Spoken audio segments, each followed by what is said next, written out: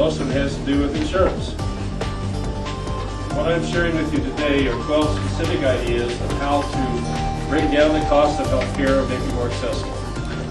We've got to start dealing with the realities of what it takes to take care of ourselves without putting more of the burden on the taxpayer. Now, we have real problems in this country. We keep escalating the costs and we have no controls over those costs. We have needs to get in when we're sick or injured and can't, either because the doctor doesn't have a place on his schedule, or because we don't have health insurance, or because the emergency room is full. Whatever the reason is, we need to be taken care of when we're first sick or injured before it becomes a major crisis. So what I've outlined is 12 specific things that are very practical. They're at the local and state level. Rather than talk about what's the federal government going to do for us, how are we going to get Medicaid to work, how are we going to get Medicare to work, how are we going to have some insurance company look out for us, we have to look out for ourselves. So first is preventive health care.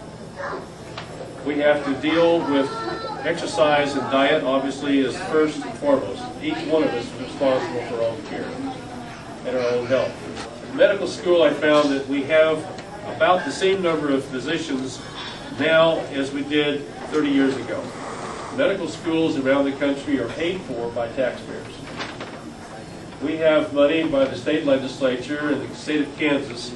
We have as much money spent for KU Med Center, $270 million, as we do for 4 of our region's institutions. That includes Wichita State, Pittsburgh State, Emporia State, and Fort Hays. Those 4 institutions, the region's colleges, get less money than KU Med Center. KU Med Center has about 750 students. Now, you go figure. How's that supposed to make any sense? The same number of students are admitted now as were 30 years ago, but the population of Kansas has increased, and so have the aging population. So we have a real dilemma here. We've allowed a group of people to basically educate the doctors, control the supply. When you do that, costs go up. So what I'm proposing is simple. We have a fall and a spring class of students. We do that for every other profession. You can go and enroll in almost any other area of engineering or nursing or anything else. You can enter at the fall or spring. We have the facilities, we have the budget, we have the faculty, let's use them. The next thing would be to deal with the area of primary care.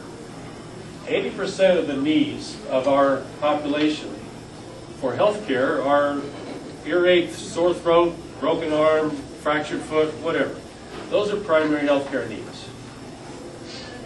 Those are the things that most of us realize. We can go into a doctor's office, they're going to say, well, nurse, take care of this guy or this gal. And you go in, the nurse puts a splint on, they take care of your temperature, they check your ear and see if it's infected. All those things that we take care of ourselves, the primary health care needs are 80% of the whole population of health care problems.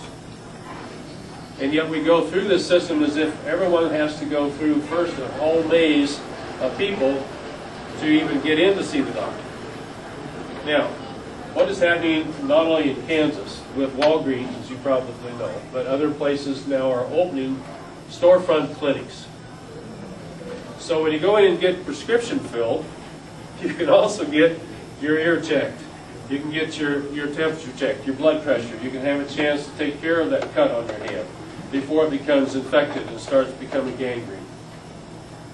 We have to start making it more accessible for people to get in for health care. And we can do that by a very simple change to the law. State law right now prohibits nurses from doing much more than under the supervision of a doctor. But by changing that, one phrase in the statute right now, we can allow the nurses to go ahead and provide service. These are qualified nurse practitioners or the physician assistants to be able to say, all right, I now see that you need such and such medication. Here's your prescription, go down and get it filled. Or secondly, looks like we need a lab test here. I'd like to have you go down and have an EKG or have a urinalysis or whatever. And you come back and you check it out, and sure enough, you got a problem, here's the solution. Rather than have to have a physician sign off on the prescription or sign off on the lab test. And then see the results back through the physician before it ever gets back to the person providing the care. There are too many layers. And every time you add layers to a delivery of a service, you add cost. And you delay the service. Now, one of the problems that drives up costs is malpractice insurance. Our doctors, of course, are people. They make mistakes. And occasionally it is malpractice. They just were too quick to do what they did, and they really screwed it up. Now, we don't want that to happen. We don't want it to happen in any case, whether teachers, insurance agents, real estate brokers, whoever. In medical care, we take it extremely personally. And so the lawsuits against doctors really sometimes bring in high income from the attorneys that bring the suit. Sometimes it actually benefits the patient who was offended. What I'm proposing is that we have a statewide pool, that all of the healthcare providers in the state, physicians, nurses, pharmacists, are able to be covered by one policy. What you're doing there is you drop the risk, and therefore you also drop the insurance premiums. The lower the risk, the lower the premium, the lower the cost to the patient. Those three things in cascading format give you a chance to really start seeing some trade-offs and an opportunity to have protection, the insurance the doctors need for malpractice. At the same time, it lowers the cost for them and lowers the cost to us. Now that again is a state kind of decision, isn't it? It's something as a state we can take charge of, we can have that insurance pool. The prices of insurance are so high that many people can't afford it. I think about 47 million people in our country right now do not have health insurance. I think that the problem really is how that insurance is sold and how we go about minimizing the risk. What I'm proposing is that we have a statewide policy. Now you'll have various policies within that. You can have probably 8 or 9 different plans that you can choose from. But as a state, rather than have the policy tied to the employer, and your small group of maybe 8 to 10 people, or if it's Boeing, several thousand people, you have a statewide policy. And this allows, again, you lower the risk, you lower the premium, you lower the cost. So like we talked about with physicians, the healthcare providers, now you have a chance for those people who are in the actual need for the insurance, the patients, to have a similar kind of situation. By lowering the risk, you lower the premium, you lower the cost.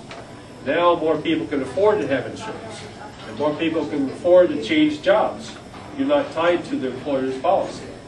The policy goes with you. It doesn't stay with your small group with that. Now, another item that brings us to the question of fees. I don't know any other part of the world in our economy where we have to come into a business and say, I need such and such, and we give them a blank check. Why is that? Why did we ever get to the place where we say, all right, doctor, I'm sick, please take care of me? And he says, okay. And then you come out to the other end of that process and you say, well, what do I owe you? You should know that up front. When you went to this line tonight, you had a meal. And they told you up front, here's the menu, here's the prices, you make a selection. You decide what you're going to eat, how much you're going to pay. If I'm going to buy a car, if I'm going to buy a house, if I'm going to buy anything in this country or any place in the world, I generally know ahead of time what it's going to cost. We need to know that in healthcare. We need transparency. We need to know beforehand to make sound, educated decisions about what to spend and how to make the best use of the services available. Well, that can be done. And that can be done, again, at the state level. You don't have to wait on Congress to make that decision.